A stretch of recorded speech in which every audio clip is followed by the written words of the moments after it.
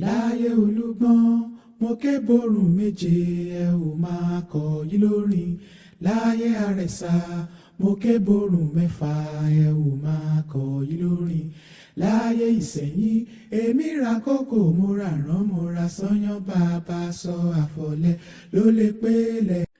Hello everyone, my name is Adeyemo Adegbemiga Ganiu and I welcome you to my new Yoruba Abrahamic YouTube video. Today I want to talk about the Abrahamic figure known as Baal from the biblical context, the very origin from the lens of those who owns the history, who are the Oya Sheriola in West Africa, better known as the Israel or Israelites or the Yorubas.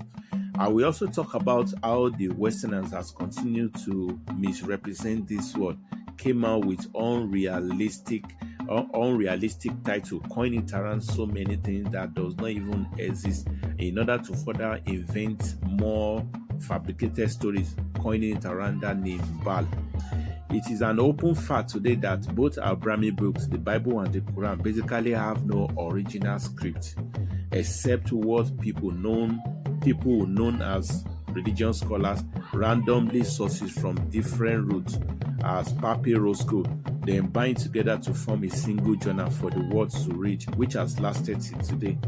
It is also an evident fact that these variants of Bible or the Quran that we now hold to heart, argue about, defend, and ready to die for, they also came in version today or in denomination.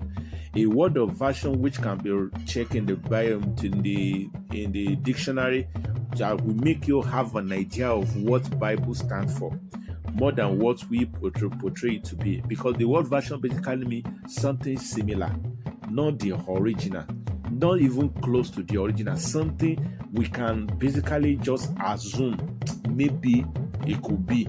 Maybe that is exactly what it is. No one is sure. And this had to do with the way the Bible has gone through.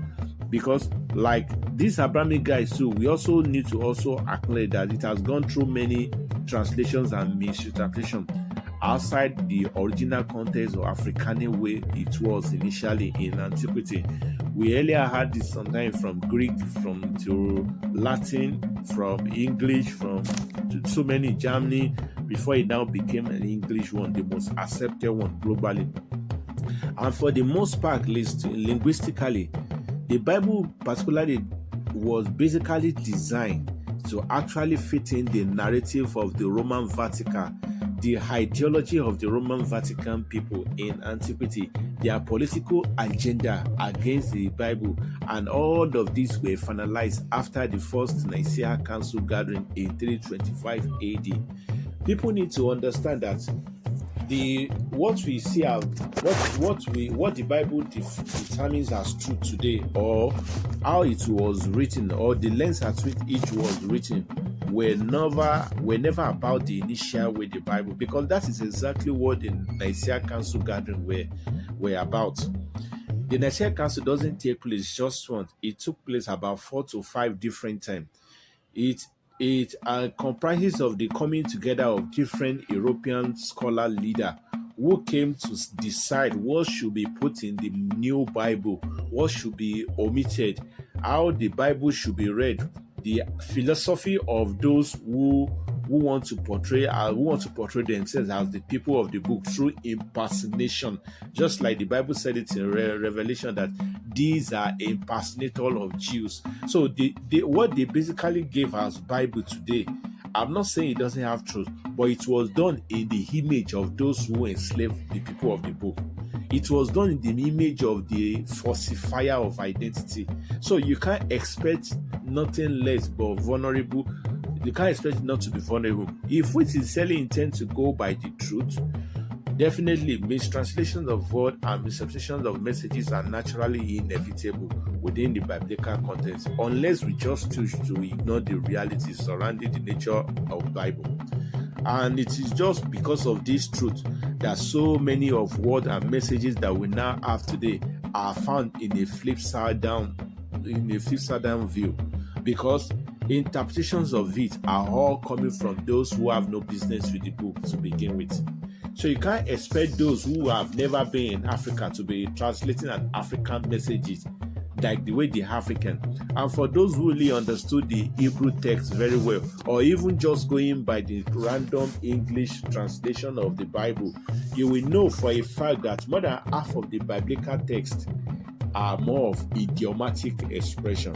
So it's naturally become impossible for even for the people of the message today, with the Oya Shiriola. Many idiomatic expressions are beyond them, let alone those who are not even related to the book. So what I'm saying is that it's natural that there will be error in it. Anybody who tell you there is no error in the Quran will tell you that they are just trying to be politically bound, religiously biased. But we know for a fact the error is very vulnerable. So let's now jump into what the term Baal basically means based on this very video. The term Baal from the modern translator of the directly to English is also can be likened to the word my lord or the lordship, depending on how you understand it. Or we can see a reference to it from the Encyclopedia Britannica, which in his claim say that in breakdown that the Baal is actually a pagan deity for the early Middle Eastern people in the community. Please take note of the word. It said this is actually a pagan deity of the Middle Eastern. The term in the community means a lot and has so many references to the initial root of it from the African lens. Then he further said that, and among them were also the people of the Canaanites who also buy the idea of Baal being a deity of pagan worshipping. And Baal was also classified as one of the pantheon deity god. That is what the mainstream media continuously to portray as Baal. So it also is also because they attribute it as a sort of a deity from the Middle Eastern, and this is why they continue to also liken the late king of the ancient Babylonian, Nebuchadnezzar or something like that. They called him as a Lucifer.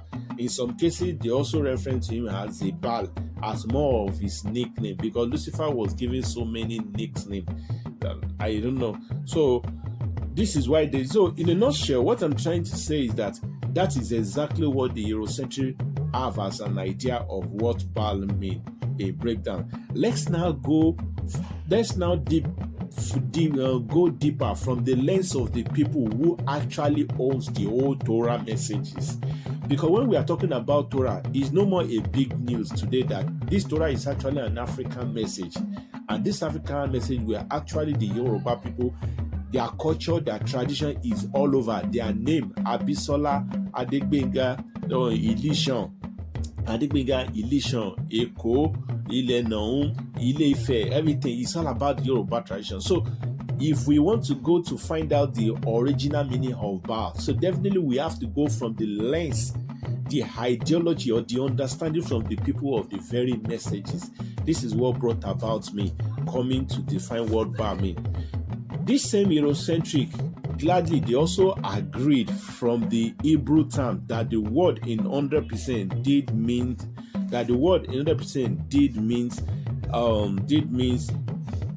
Lord. The word Lord means a Lord or an owner.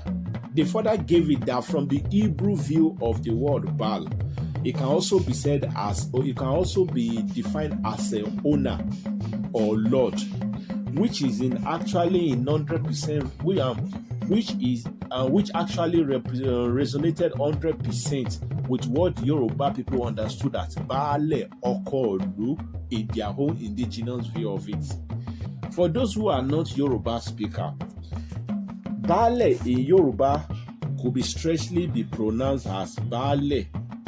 Baale ẹni tí ó tẹ ìlú dó or ẹni tó ní ìlú, which basically means a Baale, the father or the owner or the custodian of a very geographical space in a community.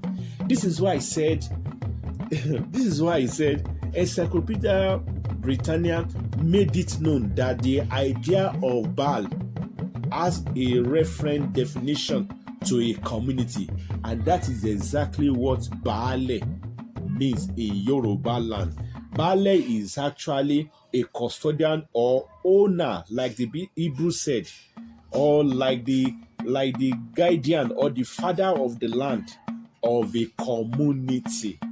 So the mainstream media, they are not far from truth, but they've mixed up so many unrealistic things and coin it around that name.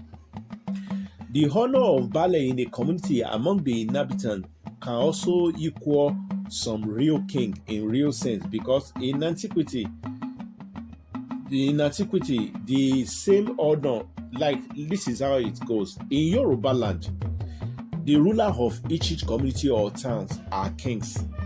But there are some lands that are run by this Baal or Baal in the Yoruba tradition.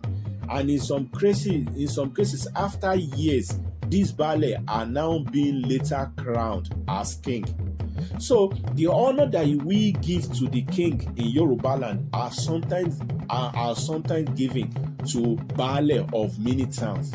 So in some cases, the Yoruba also goes to the Baal to kneel down before them, just like we kneel before king, and try to address them, my lordship. Dansa kireo, Baal okolu, as a praiser, as a respect, as an honor. Until today, the royal prestige of Baal or Baal is what later translates to one being crowned as a king of different geographical locations. We can see references like today popular Ibadan, the largest city in Africa, or whether in West Africa or in Africa. The reason I say the largest city in Africa, if we exclude the North Africa, which the Europeans have invaded and repopulated from Persian and so many Caucasian people, but if we include them, Ibadan would be the second. But among the black people, Ibadan is the largest city in the entire Africa. This Ibadan too, was earlier governed by a Baal, which the Abrahamic people call as Baal. So this is why I said we need to go in full details, and that is exactly what I'm doing.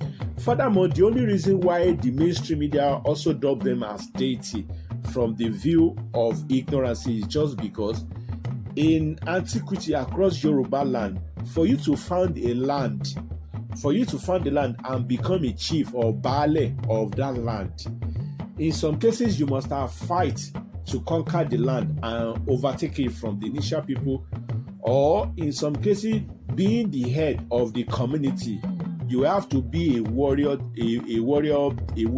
figure that continue to fight against whoever wants to invade the community you are governing. So as a result of that, most of all these Baal, they always ended up being a deity. A deity in Yoruba can also be referenced to a prophet or an orisha, eniti orisha, or anointed.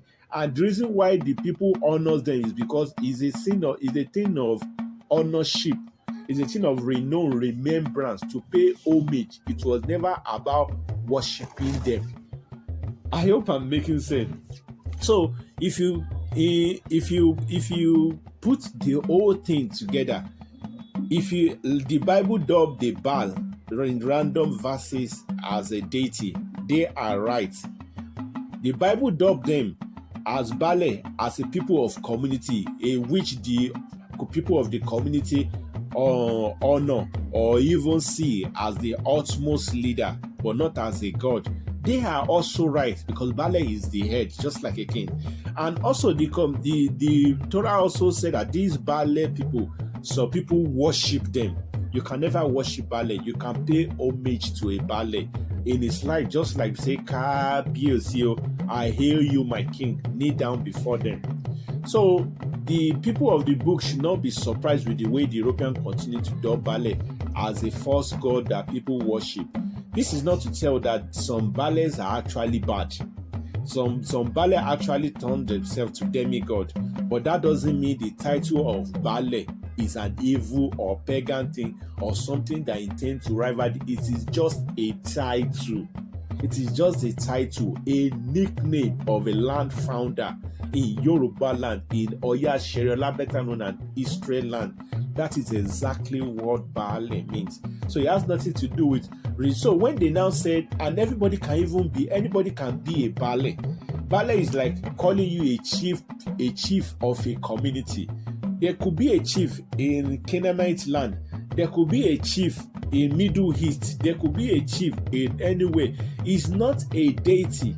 So the idea of coining Baal as a deity people worship the misrepresentations of that reality can be also likened to how the European or the Eurocentric continue to portray the image of Orisha as anti-heaven people or gods, only for us to realize from the indigenous lens of it that these people were not God, they were deities, and deities were meant to be honored, remember, because of their greatness before they left, they exited this world. This is why the Yoruba woman Bowoni, they honor them. Bibo means to honor. They don't worship deity.